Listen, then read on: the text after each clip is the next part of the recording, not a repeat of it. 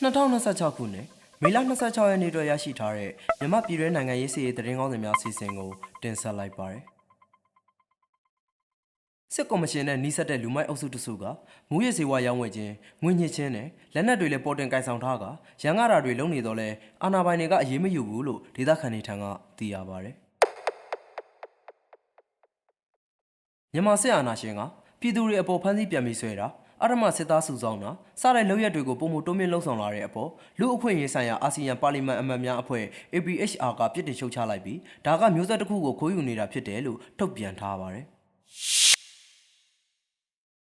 ပဲခူးတိုင်းအနောက်ချမ်းတာယာဝတီခရိုင်မိုးညုံမြို့နယ်ကြားကျွန်းကြီးရွာကအသက်3နှစ်ကျော်မိန်းကလေးငယ်ကိုစစ်ပြေးတအုပ်ကအရမပြုကျင့်ခဲ့ပြီးကျူးလွန်သူကိုဖမ်းမိထားတယ်လို့ဒေသခံတွေထံကသိရပါတယ်။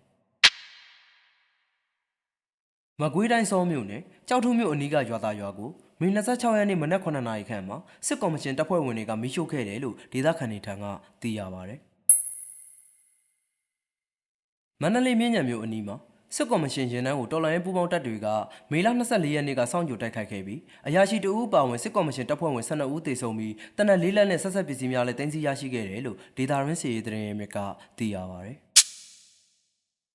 ကရင်ပြည်နယ်ကြာရင်စိတ်ကြီးမြို့နယ်အတွင်းမှာတိုက်ပွဲဖြစ်ပွားခြင်းမရှိဘဲပြည်သူလူထုနေအိမ်တွေကိုစစ်ကော်မရှင်ကမေလ24ရက်နေ့နေ့လယ်12နာရီခွဲခန့်မှာလေကြောင်းကနေဘုံကျဲတိုက်ခိုက်ခဲ့တာကြောင့်အရက်သားပြည်သူအမျိုးသမီး3ဦးသေဆုံးခဲ့တယ်လို့ဒေသခံတွေထံကသိရပါတယ်။